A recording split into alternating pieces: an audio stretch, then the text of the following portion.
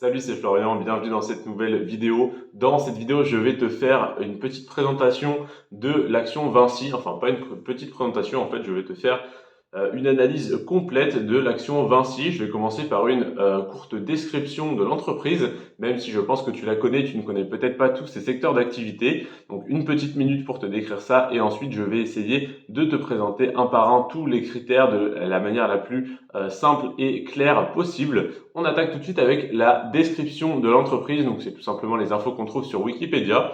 Vinci est une société française active dans le secteur des concessions et de la construction dans le monde entier.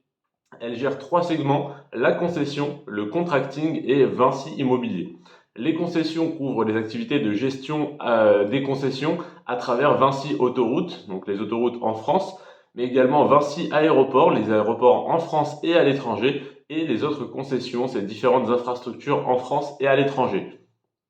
La sous-traitance comprend Vinci Énergie qui fournit des services industriels, des réseaux électriques et des infrastructures de transport entre autres, comme Eurovia qui propose la construction et l'entretien des routes, d'autoroutes, de chemins de fer, d'infrastructures urbaines, mais également la production de mélanges d'asphalte, de carrières et de Vinci Construction qui construit des bâtiments, des infrastructures de génie civil, du génie civil spécialisé, de l'eau et des pipelines entre autres, et également Vinci Immobilier qui est actif dans différents types de développement immobilier.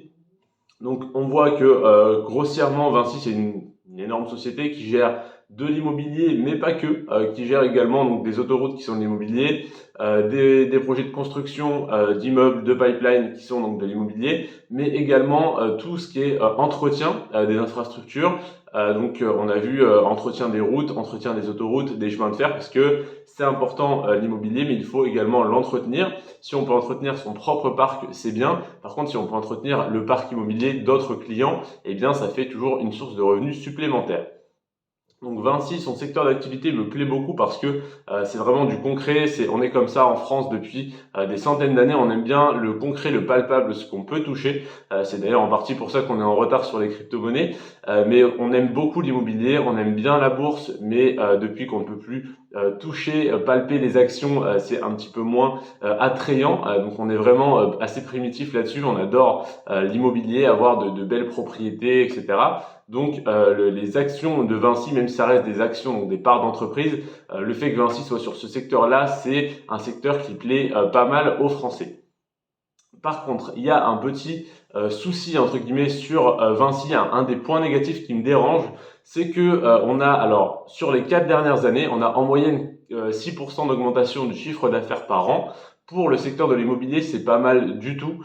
Pour voilà une entreprise comme Vinci, 6% d'augmentation par an sur les 4 dernières années, c'est pas mal. Par contre, on n'a aucune augmentation du résultat net. C'est-à-dire que sur les 4 dernières années, chaque année, en tout cas en moyenne, on a eu 6% d'augmentation du chiffre d'affaires. Donc les revenus annuels de Vinci ont augmenté de 6% chaque année. Et sur les 4 dernières années, on a 0% de croissance du résultat net. Donc qu'est-ce que ça veut dire? Ça veut dire que soit l'argent a été mal géré, soit l'argent a été réinvesti. Et donc il n'y a pas eu d'augmentation du résultat net sur les 4 dernières années. Donc juste attention à ça, ce n'est pas pour autant que je ne vais pas investir dessus ou que je vais revendre mes actions, mais je vais simplement surveiller cet indicateur pour en tout cas ne pas avoir de baisse du résultat net sur les prochaines années. Ensuite, on a la marge nette. L'indicateur de la marge nette, il est intéressant sur des entreprises technologiques ou sur des entreprises du secteur du luxe. On peut avoir des marges nettes de 10, 15, 20, 25, voire presque 30%. On a Hermès qui a une marge nette à 27% par exemple. Pardon. Par contre, sur le secteur de l'immobilier, sur le secteur des services donc de la construction, de l'entretien des routes, etc., ça m'aurait étonné qu'on ait un taux de marge nette très élevé.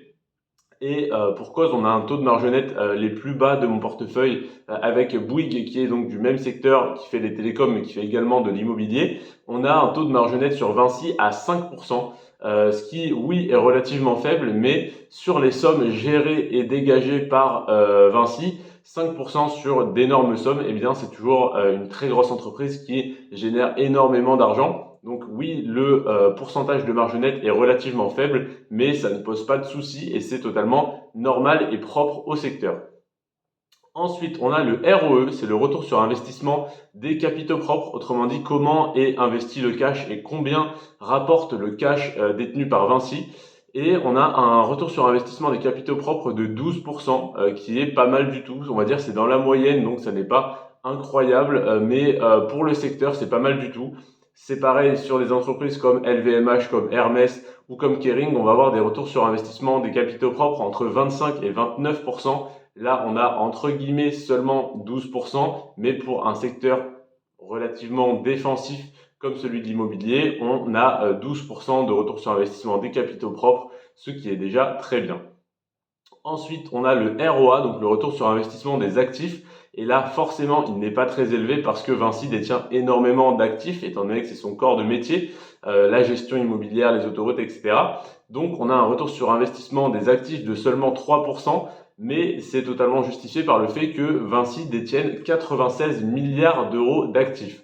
À titre de comparaison, LVMH à 117 milliards, Total Energy, Total Energy à 228 milliards.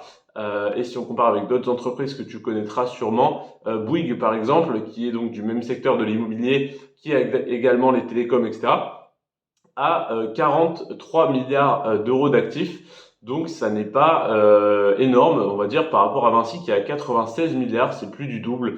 Donc c'est vraiment une assez grosse entreprise en termes d'actifs qui a donc un gros bagage de sécurité qui apporte une certaine sérénité à l'investisseur qui investit donc dans Vinci, parce que si l'entreprise venait à couler entre guillemets, à plonger, elle n'aurait qu'à revendre une partie de ses actifs pour rembourser une partie de ses dettes, et elle aurait donc un leverage, donc un taux d'emprunt, un taux d'endettement moins élevé, et donc pardon, ça rassurerait les investisseurs. Donc le fait qu'il y ait autant d'actifs, c'est relativement rassurant. Ensuite, au niveau de la croissance, on pourrait penser qu'une entreprise comme Vinci, qui fait 6% d'augmentation par an de chiffre d'affaires, qui a un résultat net en stagnation sur les 4 dernières années, ne va pas avoir une forte croissance du cours de l'action. Et ça serait totalement se tromper, parce que sur les 10 dernières années, Vinci a fait plus 194%. Autrement dit, elle a pratiquement fait x3 sur les 10 dernières années. Si tu avais investi 100 euros en février 2013, tu aurais aujourd'hui non pas 100 euros, mais 294 euros, soit tes 100 euros investis plus les 194% de croissance. Et maintenant, tu vas me dire, oui, mais si sur les 4 dernières années, le chiffre d'affaires a fait seulement plus 6% par an, eh bien, on doit être extrêmement surévalué si le chiffre d'affaires n'augmente pas beaucoup et que le cours de l'action augmente énormément. Eh bien non, parce qu'en fait, c'est une moyenne sur 10, c'est une augmentation sur 10 ans. Et là, l'augmentation du chiffre d'affaires, on l'a que sur les 4 dernières années. Donc voilà, c'est pour ça qu'on a cette impression. Mais en fait, sur les 6 années précédentes, on a eu une très belle augmentation du chiffre d'affaires également. Et donc, c'est totalement corrélé avec la croissance du cours de l'action. Comment je peux t'avancer ça? Eh bien, tout simplement parce que le prochain indicateur que je te présente, c'est le PER, le ratio court-bénéfice, et ça nous permet, alors oui, du coup, pas chiffre d'affaires, mais résultat net, pardon, je voulais dire, sur les 6 années précédentes, on a eu une belle augmentation du résultat net, tout simplement parce que le cours de l'action a fait x3, mais que le résultat net a dû aussi également beaucoup augmenter. Comment je le sais? Parce que le PER est de seulement 13. 13 de PER, c'est relativement bas. Pour ce secteur, ça n'est pas extrêmement bas ou extrêmement haut, mais c'est dans la moyenne.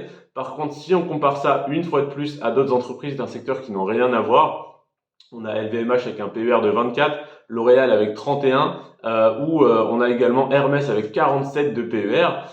Mais on a également des entreprises qui ont un PER moins élevé, comme Total Energy qui a un PER de 4 ou AXA qui a un PER de 9.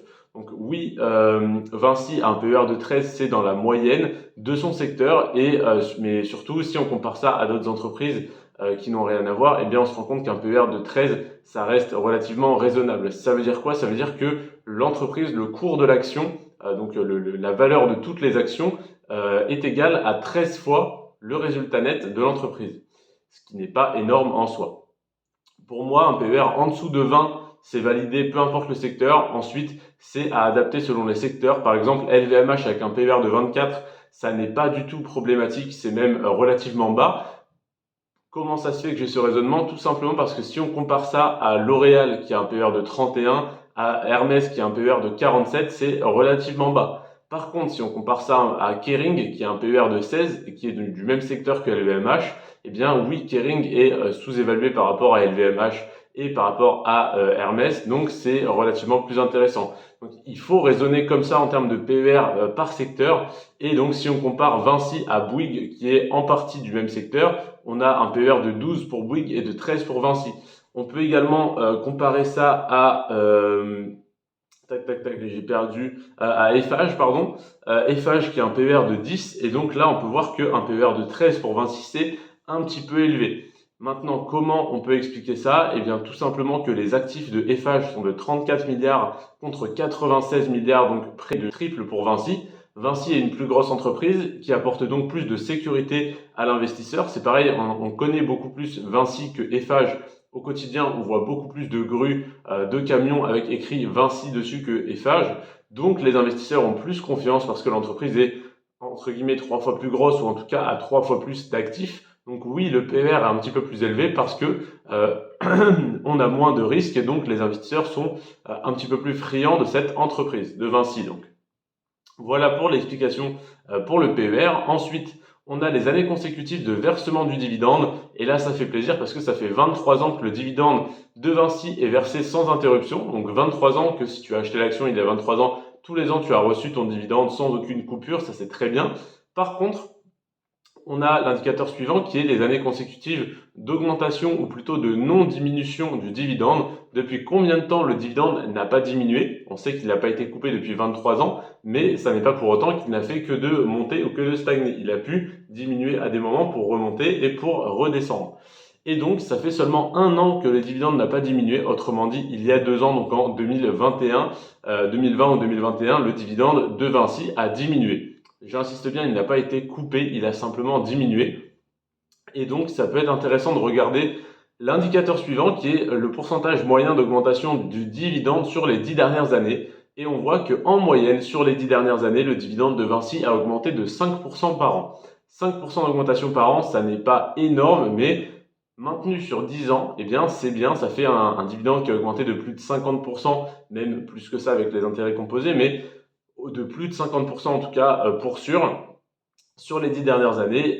Donc si on compare ça à un salaire, je ne suis pas sûr que ton salaire augmente en moyenne de 5% par an. Donc même si ça paraît faible, 5% d'augmentation par an, en comparaison, l'entreprise que je vais te présenter demain augmente son dividende de 21% par an en moyenne sur les 10 dernières années. C'est juste énorme, mais ça n'est pas pour autant que Vinci n'est pas intéressante avec 5% d'augmentation par an.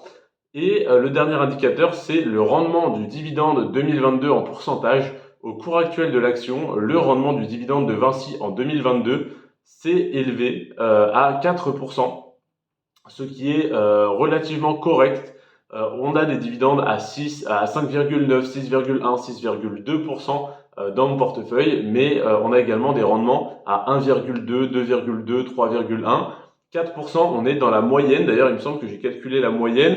On est à 3,3% de rendement moyen sur le dividende, en tout cas en 2022. Et donc Vinci a un rendement supérieur de 0,7% à la moyenne de mon portefeuille. Donc c'est une des entreprises avec, entre guillemets, le plus gros rendement, en tout cas qui fait partie de la moitié supérieure.